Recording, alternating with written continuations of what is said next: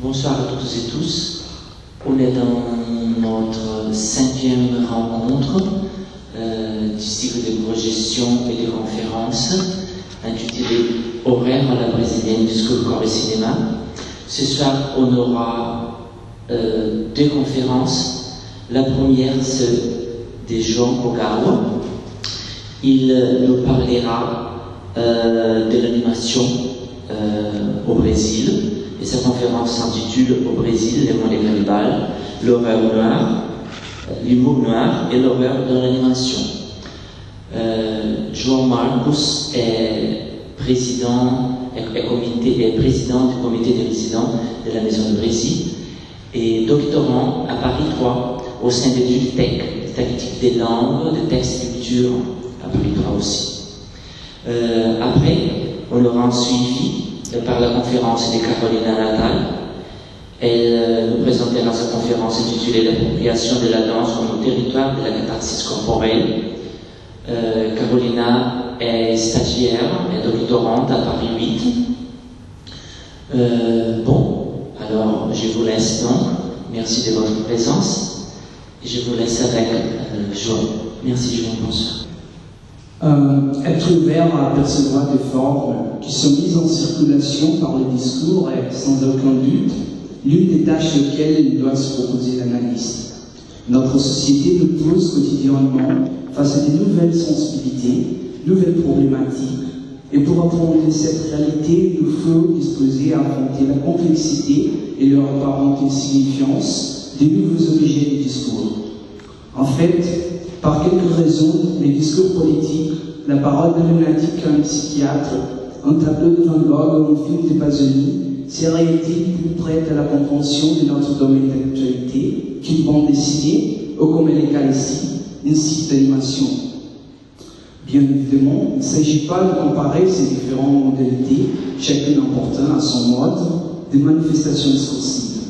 Effectivement, il s'agit de mettre en évidence quelque chose qui semble parler de façon plus silencieuse, moins évident, et qui nous invite à récupérer des indices, mythes, emblèmes et signes, pour en utiliser l'expression de Carl Ginzburg, qui nous permettent de tracer quelques caractéristiques de la société brésilienne contemporaine. La tâche n'est pas très simple, à mesure qu'on vit dans l'ère de la globalisation, et à cause de ça, il n'est pas facile de définir la limite entre ce qui serait proprement brésilien et ce qui ne le serait pas. En certaines mesures, certaines recherches pour des formes actuelles de manifestations discursives a comme l'une de ses préoccupations importantes de diagnostiquer des espaces et des instances où se déroulent des affrontements divers, politiques, ethniques, morales et éthiques. On ne va pas rentrer dans le mérite de ce qui est la morale, l'éthique ou la politique, mais penser de quelle façon des formes déterminées sont-elles mises en place pour représenter ces thèmes d'une façon déplacée. C'est justement la version non engagée, macabre et parfois cruelle que, à première vue, se présentent les personnages du monde cannibale. Des enfants mutilés, vieux, humiliés, noirs incarcérés, religieuses profanées, en font la délégation totale de ce qu'on connaît aujourd'hui par le politiquement correct. Un type de mise en scène des absurdités qui nous cause en même temps une espèce de réjouissance face à l'humeur et le malaise devant l'exposition à la lumière du jour des questions qui plusieurs fois restent masquées par le comportement politiquement correct. Je voudrais mentionner l'importance du travail de Roland Barthes. Il s'agit effectivement des textes qui ont été écrits entre 1954 et 1956 et qui ont été réunis dans les livres mythologiques. D'ailleurs, c'est important de mentionner que cette œuvre a été rééditée récemment en France avec les images de l'époque. Dans ce sens, je reprends la proposition initiale de Barthes. Je réclame de vivre pleinement la contradiction de mon temps qui peut faire dans le sarcasme la condition de la vérité. Je suis au courant de l'effondrement du mouvement structuraliste, de renouvellement de la sémiologie à partir de la reprise de la sémiologie médicale au sein des sciences humaines, mais il y a quelque chose dans ce que Barthes nous dit qui parle encore aujourd'hui. C'est justement cette espèce de mythologie dérivée d'une, je cite Barthes, sémiologie générale de notre monde bourgeois, qui sert d'arrière-plan au travail que je prétends tracer ici quelques schémas possibles. À partir de là, on peut réfléchir par le biais des images et d'expressions matérialisées par les animations, des espèces de moyennes qui guident notre regard et parfois nous amènent à refuser d'avance les mondes horribles théâtralisés par le monde cannibale. Existerait-elle une moyenne ou un domaine de normalité pour la production discursive par rapport à laquelle les animations pourraient-elles être considérées comme exagération? Quelles sont les caractéristiques formelles, quels sont les mouvements et quelles mémoires sont activées pour qu'il se soit produite cette étrange sensation au moment où nous sommes confrontés avec les images et paroles de M. Dionysio? Je crois que dans d'autres questions, ces personnages se situent dans un espace socioculturel de tension dans ce qui concerne ce qui peut et doit être dit par un sujet déterminé dans un moment historique déterminé, pour reprendre Michel Péché. La tension consiste justement dans le fait qu'il y a une espèce de distorsion et une difformité des questions qui semblent déjà être résolues. N'est pas frapper aux enfants, n'est pas se moquer des plus âgés, n'est pas profaner le sacré. Notre but est donc de montrer de quelle façon cet effet de sens de contraposition à un modèle comportemental se manifeste dans le monde cannibale. Ça se verra par l'interprétation de la saga de quelques personnages. Je passe maintenant à quelques propositions sur la théorie générale de l'humeur qui a été proposée par Henri Bergson. Plusieurs points de vue pourraient être adoptés pour penser le personnage du monde cannibale. D'entre les possibilités qu'on a pensées, il y a laquelle d'aborder la question à partir de quelques remarques sur le travail philosophique d'Henri Bergson, plus particulièrement ses propositions à propos d'une théorie générale du comique, ainsi que sa bipartition en comique de forme et comique de mouvement. Dans ce sens, on commence par considérer ce que Bergson considère les aspects généraux du comique, on dirait plutôt du rire, à mesure que, effectivement, notre objet de travail n'est pas proprement comique au sens des objets qui ont été travaillés par les philosophes au début du XIXe siècle. En effet, la démarche personienne nous permet d'identifier trois caractères généraux à propos du comique qui nous intéressent ici et qu'on va maintenant expliquer en quelle mesure ça peut intéresser.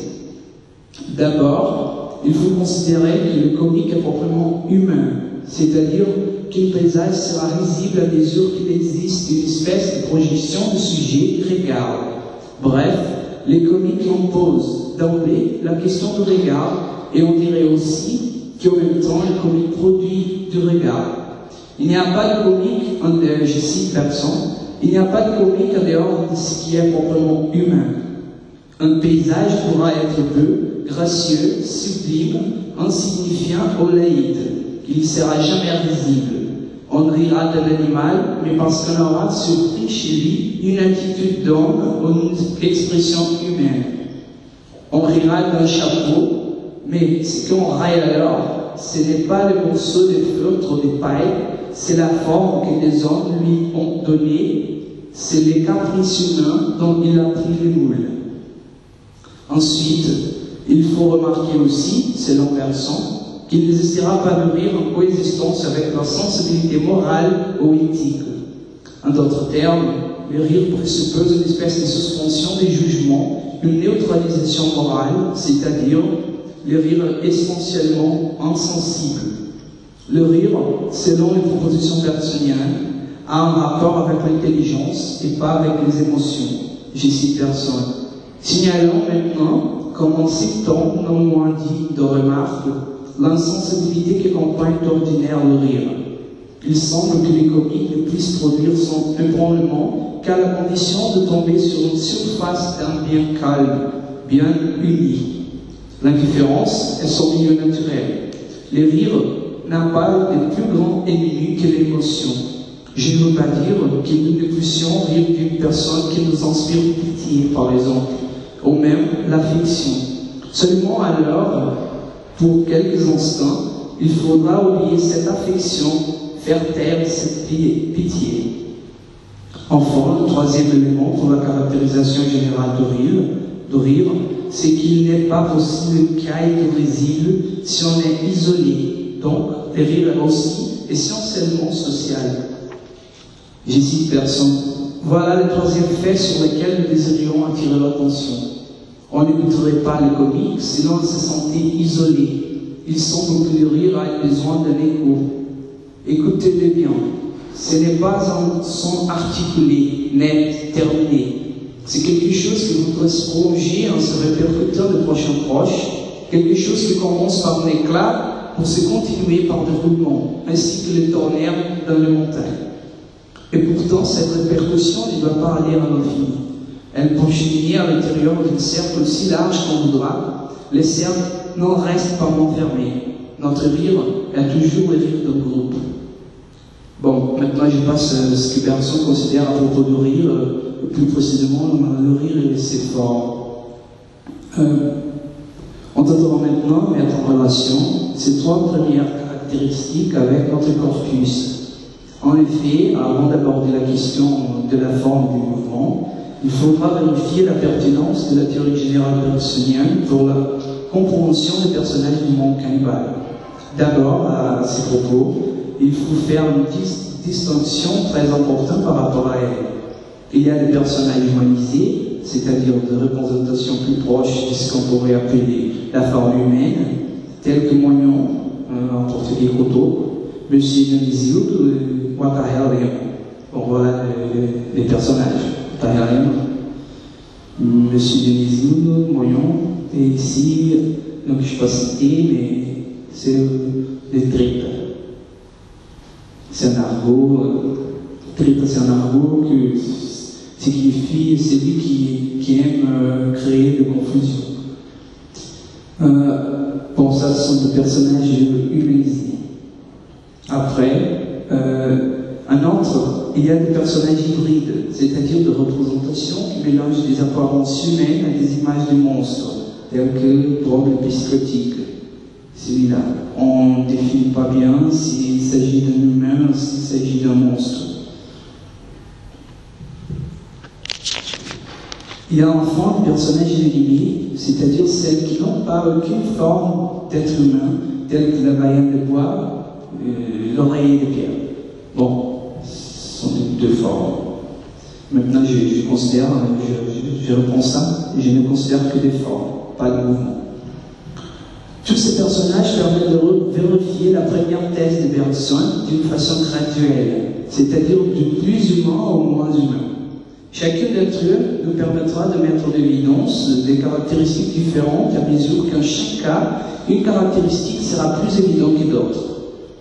En ce qui concerne les formes, on pourra observer que la composition de ces animations construit de façon exagérée et comique des éléments constitutifs du visage, soit dès le début de l'apparition du personnage, soit à partir du moment où ce personnage passe d'un état initial à un deuxième état qu'on pourrait considérer comme de colère. En reprenant Bergson, je cite, « Qu'est-ce qu'une physionomie comique? D'où vient une expression ridicule du visage? Et qu'est-ce qui distingue ici le comique de l'Aïd ?» Fin de citation. Il faut dire que chaque modification correspond à des caractères sociaux et spécifiques que répondent les formes de subjectivité sociale déterminées. Par exemple, si on considère le personnage comme Watahelem, la première que je montrais, c'est là, avec ses cheveux colorés placés sur les yeux, les vêtements noirs, les ongles pontés du noir, etc., les changements que le concernent à lui sera, bien évidemment, d'un état heureux à un état de tristesse dont la manifestation sera la souffrance et la douleur, matérialisée par les larmes et la déformation de parties du corps, telles que la main et les yeux, à cause d'une agression physique. Ces changements ont un rapport particulier avec les discours qui produisent la place moyen de notre société. Au moins, ça se passe souvent au Brésil. C'est-à-dire que les mots représentent une sorte de perte de masculinité. Dans ces cas, l'apparente sensibilisation n'est rien d'autre que la matérialisation de la homosexualité. C'est bien ça que le supplice de Ouattara par les traitats représente. Je vais vous montrer maintenant les...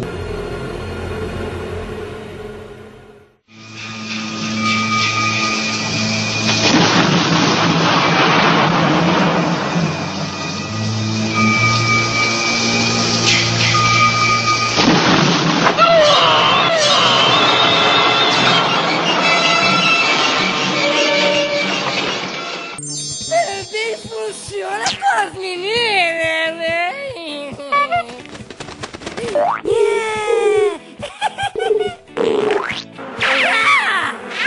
Eita, menina! Não fui eu, mamãe! Foi a porra!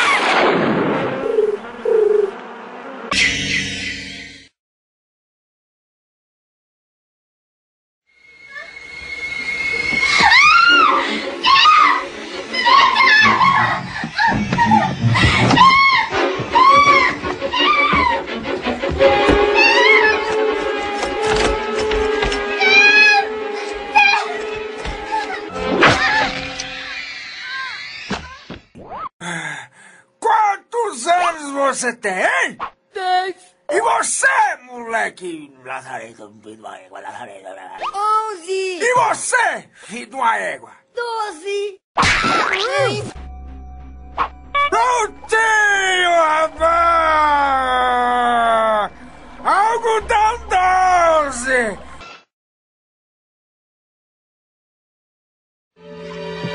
Hey, I dropped your wallet. I'm sorry. I got it.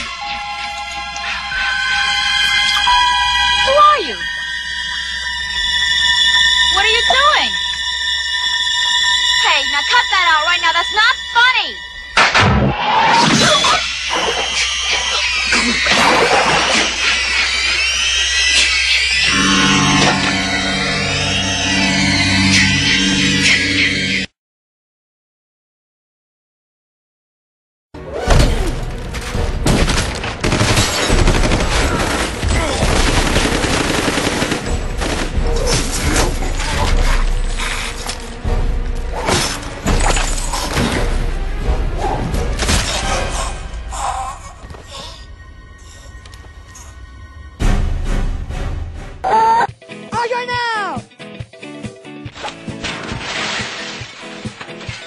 Ah, moleque! Ah! Eu já falei pra não colocar essas merdas no caminho! Adivinha quem é?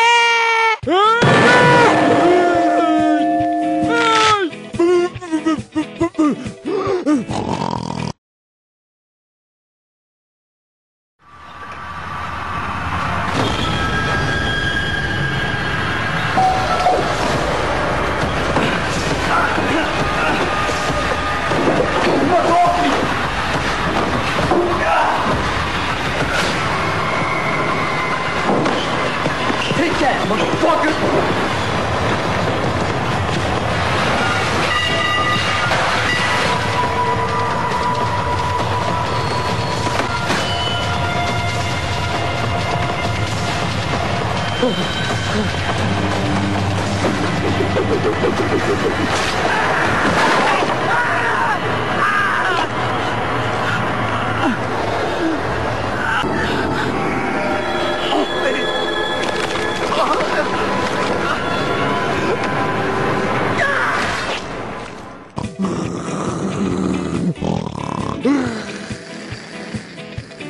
Dorme, viado.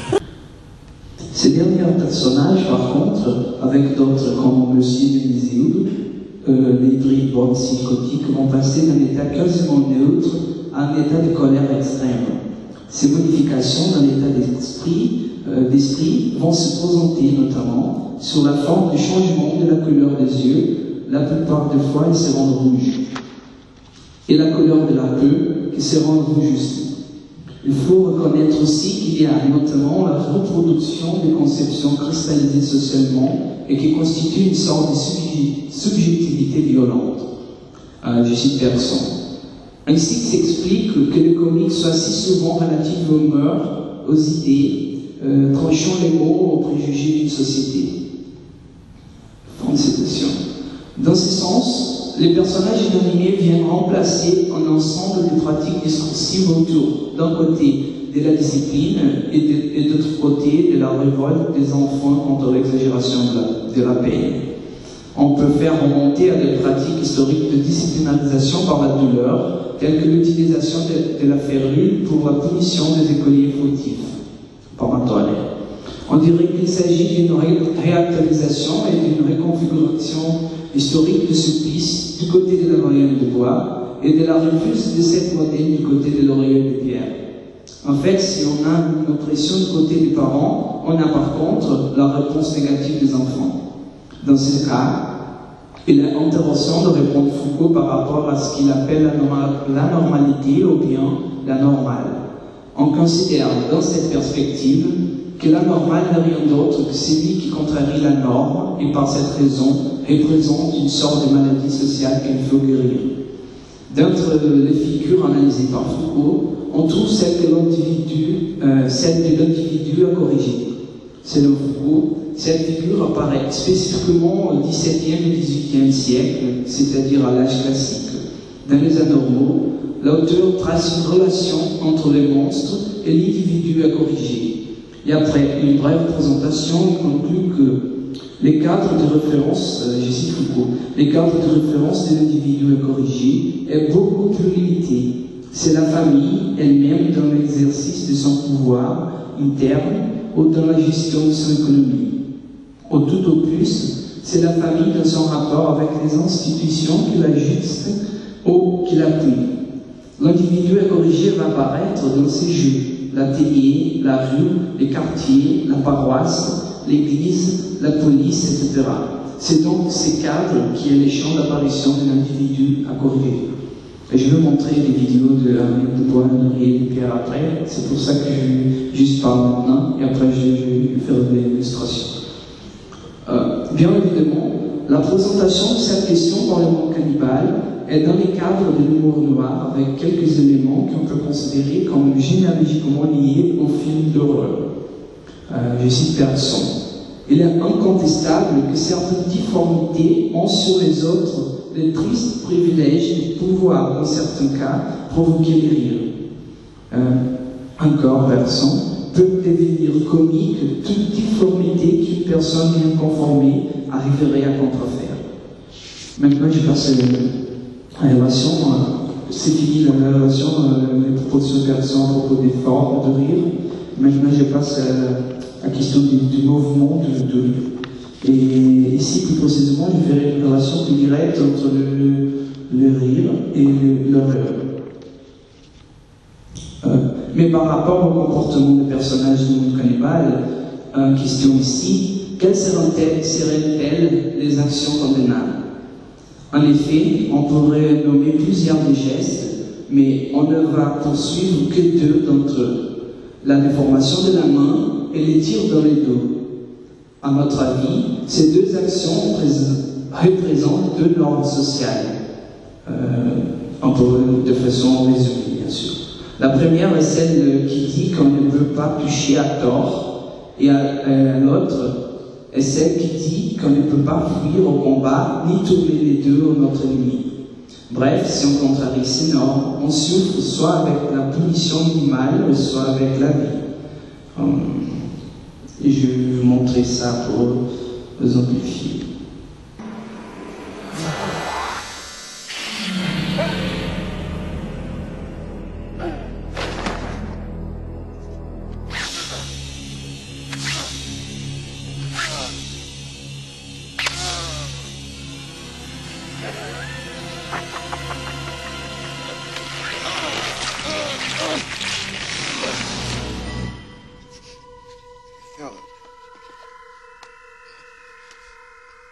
Fella, wake up.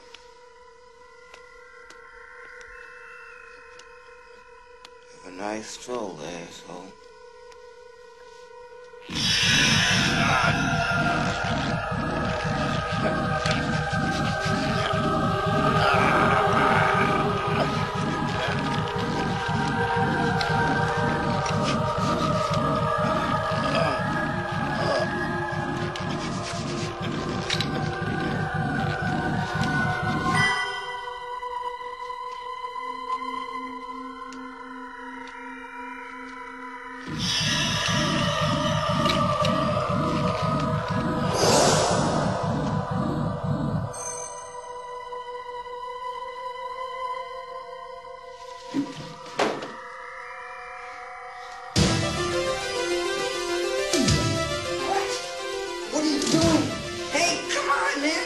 Oh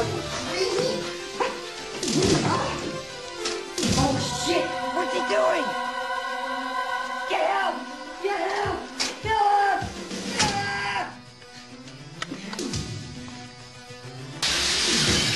Philip!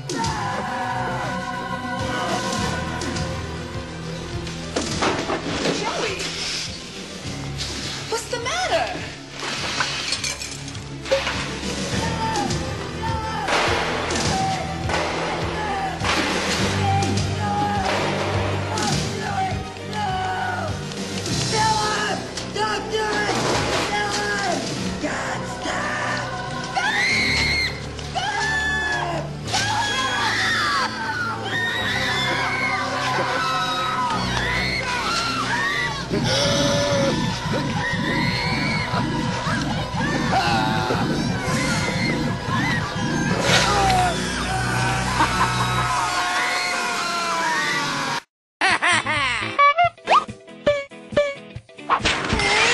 Ah, moleque!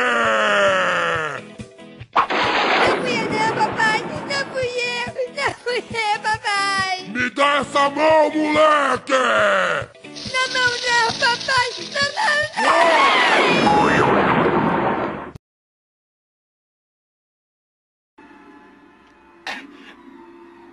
What the fuck's wrong with you, dude?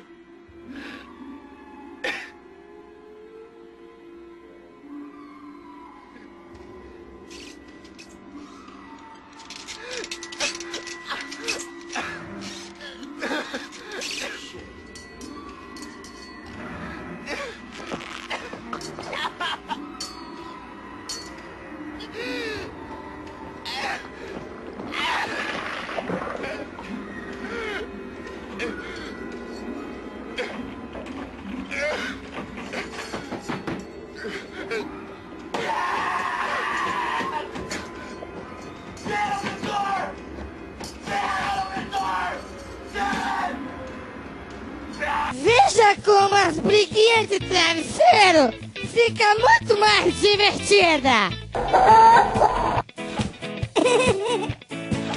Vai, filhão! Pode te bater com toda a sua força, que o papai é fortão! Adivinha quem é? Ai! Ajuda! Ajuda o papai! Dá a mão pro papai! A mão! Claro, papai! Tome, viado! Ai! Ai!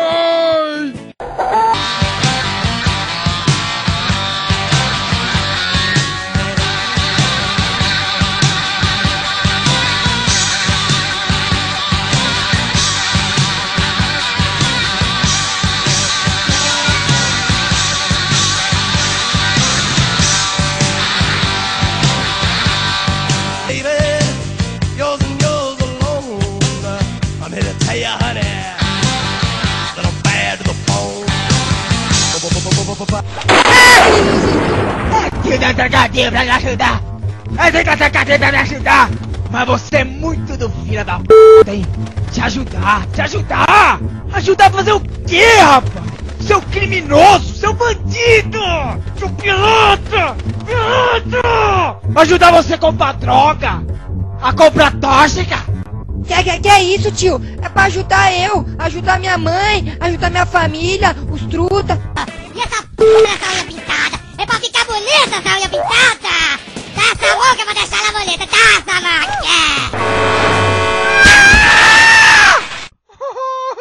Aê, agora sim, tá bonita!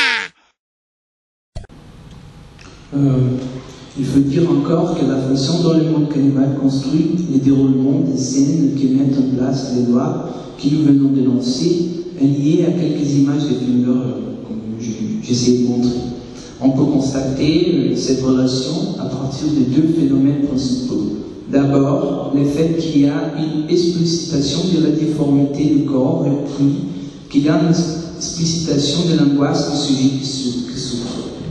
Bien évidemment, c'est dans le tournement temporel graduel et la fuite qu'on voit se matérialiser cet effet d'essence d'angoisse du sujet du film. Un autre est intéressant d'ajouter le fait qu'il a été observé par Bergson à propos d'une mécanique du corps qui exerce une action sans considérer le contexte dans lequel cette action même se passe.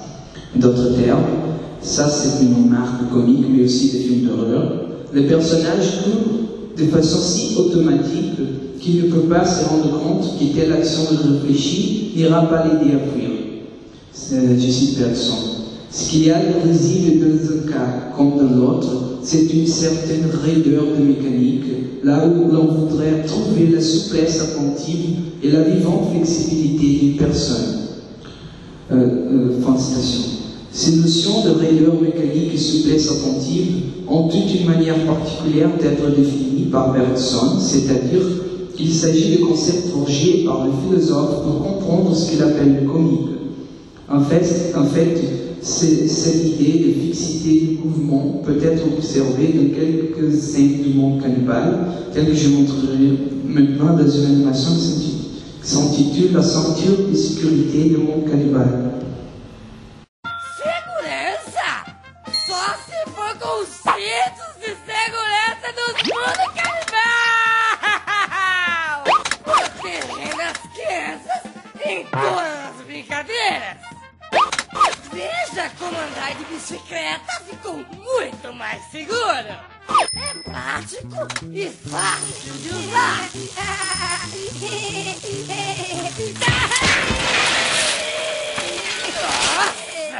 Segura mesmo!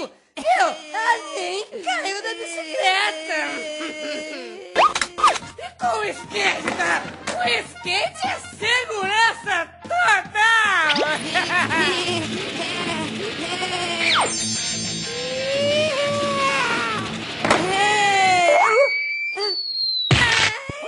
Olha lá!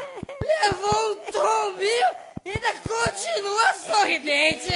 É isso que é segurança, tá louco? Pô, trash! Até nas brincadeiras mais simples! É incrível! Nossa! Eu juro! Eu tô sem palavras! Incrível! Com os carrinhos de rolemã não é diferente!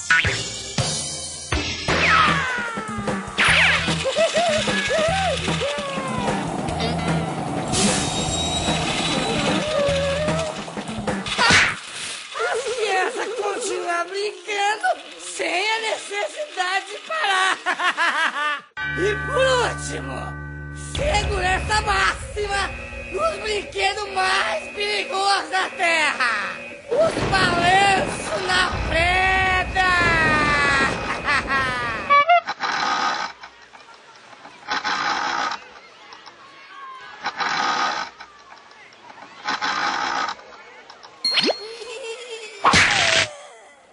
Simplesmente maravilhoso!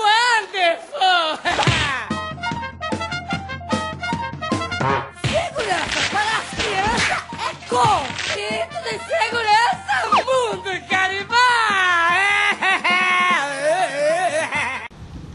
Le paysage de la vidéo montre bien les pratiques enfantines telles que la balade à vélo, des acrobaties sur la planche à roulettes, la marelle, les paniers de roulement d'habits et les jeux de la balançoire.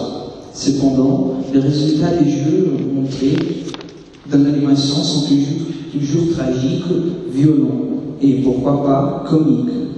Après la balade à vélo, la fille tombe sur la rue et son sang se répand partout. Le garçon qui est monté sur la planche à roulettes finit par avoir le cou cassé. La fille qui joue la marelle tombe au sol et perd tous les dents de sa bouche. Le mec qui court sur le poignet de roulement d'habile frappe sa tête sur le planche d'un bus et leur sang coule par son visage. Le garçon de la balançoire voit sa tête enterrée dans le sol pierreux. Alors, qu'est-ce qu'on peut considérer comique dans ces scènes? Quelle serait-elle la contribution de la pensée de Bergson pour comprendre ces phénomènes? Un autre, est-ce qu'on peut mettre en œuvre des propositions bergsoniennes de la raideur mécanique, de la souplesse vivante, pensée pour comprendre le discours comique, pour comprendre aussi quelques scènes d'horreur? Est-ce qu'il y a des caractéristiques structurelles communes entre l'horreur et l'humour, plus précisément l'humour noir? On peut répondre partiellement à cette question de forme affirmative. Bien sûr, il ne s'agit pas de dire que l'horreur et l'humour sont-ils les mêmes choses. Il n'y a aucun doute que l'horreur et l'humour ont ces formes de mouvement propres. Cependant, si on considère quelques aspects de cette dernière animation à la lumière de propositions de Bergson, est possible de faire un rapport intéressant quand même. L'idée de raideur mécanique s'applique aussi bien au fait qu'on a une sorte de spectative par rapport au mouvement des enfants de l'animation qu'au fait qu'on a une spectative aussi en relation au mouvement des personnages du film d'horreur. En effet, il s'agit de leur réflexion sur l'acte, leur rationalisation, leur maîtrise. En fait, si l'on est à l'imminence de tomber ou de faire face au danger, le minimum qu'on peut faire, c'est de changer le cours de notre action. Les enfants pourraient laisser leur jouet avant de la vitesse rendait impossible la fuite. Les personnages d'horreur pourraient changer leur route avant de rencontrer le tueur, faire attention à ce qui se passe derrière son dos, etc. Dans ce sens, on croit que l'opposition bergsonienne entre mécanique et souplesse nous permet de comprendre le caractère des mouvements comiques et de l'horreur, c'est-à-dire des mouvements insistants de personnages qui ne prennent pas en compte des circonstances de l'action. Je cite Bergson. Les attitudes, gestes et mouvements du corps humain sont risibles dans les actes mesures où ces corps nous fait penser à un centre mécanique. Dans cette perspective, on peut penser que l'humeur, plus précisément l'humeur noire, a quelques éléments de l'horreur et par contre, l'horreur est bien marquée par les éléments du comique. Ce qui nous fait peur peut aussi nous faire rire. Maintenant, je passe à la dernière question, c'est la question de l'antériconicité qui porte justement la possibilité, je voulais citer Milanès qui est là, Milton Milanès, qui a introduit cette notion au Brésil à partir de travaux de Jacques Courtine. Je vous aurai maintenant les questions plus techniques pour qu'on puisse apprendre le rapport entre les images de l'horreur et de l'humeur. En fait, je vais travailler avec le concept qui a été inséré dans les cas théoriques de l'AD, analyse du discours, par les travaux de Milton Milanès. Il s'agit du concept d'antériconicité tel que l'a proposé Jacques Courtine, mais aussi Clément Chéroux dans un livre qui s'appelle Diplopie. Mais comment se fait-il qu'on puisse faire ces genres de comparaisons? D'où vient la connexion entre scènes d'horreur et les animations du monde cannibale? Un autre, il faut considérer aussi que si le comique a un rapport avec le regard, il va de même par rapport au corps. En effet, la question du regard met en cause, pour répondre aux considérations de Courtine, la question du corps qui regarde. L'analyse des images, selon ces auteurs-là, présuppose une opération de la mémoire au sens d'une actualisation de ce qu'il y a dans les matériaux de l'histoire, mais aussi dans la conscience des sujets eux-mêmes. C'est-à-dire qu'on a l'affaire de considérer au même temps que les images ont un caractère interne, ce qui fait que leur interprétation soit toujours marquée par des singularités subjectives, et un caractère externe, ce qui donne l'existence historique aux images. En effet, pour qu'on puisse construire un corpus cohérent des matériaux à être analysés, il faut prendre des images dans leur existence matérielle, c'est-à-dire externe. Je cite Courtine. Il y a toujours déjà de l'image, et il y a des images sous des images, sans aucun doute. Et c'est à partir de ce moment-là que j'ai commencé à considérer dans les images leur dimension à la fois généalogique et mémorielle. C'est-à-dire que toute image fait ressurgir d'autres images. Qu'il s'agisse d'ailleurs d'images extérieures au sujet, des images qu'on peut documenter en tant qu'elles n'ont matériellement existé, qu'elles ont été vues, perçues sur les supports extérieurs au sujet lui-même, que des images mentales, celles qui peuplent l'imaginaire du sujet en question. C'est donc en ces termes-là que j'ai conçu l'antériconicité. C'est bien ça qu'on voit en mettant en rapport les images de Jason au frère Kruger avec les animations du monde cannibale. On voit de façon double ce qui se passe devant nos yeux. C'est ça le phénomène de la diplopie, c'est-à-dire voir double. Diplopie, je cite Chéroux, est un terme médical emprunté au vocabulaire de l'ophtalmologie, formé à partir de racines grecques, diple, double, et opos, oi. Il décrit un trouble fonctionnel de la vision qui se traduit par la perception de deux images d'un seul objet, voire double. Et sans doute, dans le langage courant, l'expression qui caractérise mieux cette affliction. À mon avis, ce phénomène peut être pensé à travers les formes, mais aussi les gestes. Ainsi, les difformités du corps et du visage des Jason et de Fred Krueger, mais aussi leurs mouvements en tuant leurs victimes, peuvent être envisagés sous l'arrière-plan de ces actes de personnages du monde cannibale. Et sans aucun doute, ces rapports nous posent des questions à propos de la relation entre discours et image. En fait, je vous parle d'intericonicité à partir de considérations sur l'intertextualité, c'est-à-dire par le biais de la relation que le texte établit avec d'autres textes. Courtine fait aussi la transposition d'un concept pensé au début pour comprendre le langage, pour en penser l'image. Il s'agit du concept formulé par la D dans les années 70 à partir des travaux de Michel Foucault. Bien évidemment, il ne s'agit pas de considérer que le discours et l'image sont la même chose, mais que, de quelle façon, ils ont des caractéristiques semblables. Je reprends chez vous. L'intericonicité semble donc, avant tout, servir à convoquer l'histoire. L'utilisation répétée par les journaux de ce que, sur le modèle des effets du réel de Barthes, il faudrait appeler ici des effets d'histoire, est particulièrement significative. Car cette convocation de l'histoire n'est pas exempte d'évaluation. Elle est une première forme d'interprétation. La reprise d'une image par l'autre est liée justement à des facteurs historiques et de la mémoire. Mémoire qui est en même temps individuelle et collective. L'analyse doit être faite en considérant l'aspect antérieur au sujet et l'aspect extérieur documentaire de l'histoire. C'est à partir de là qu'il est possible de construire les rapports et pourquoi pas les recouvrements entre les images. Pour en finir, je vous montre un dernier extrait qui met en relation le personnage du monde cannibale et des films d'horreur. Bon, mais cet extrait, je l'ai déjà montré, alors c'est celui de punition par les mains. Et je pense que c'est ça. Merci beaucoup.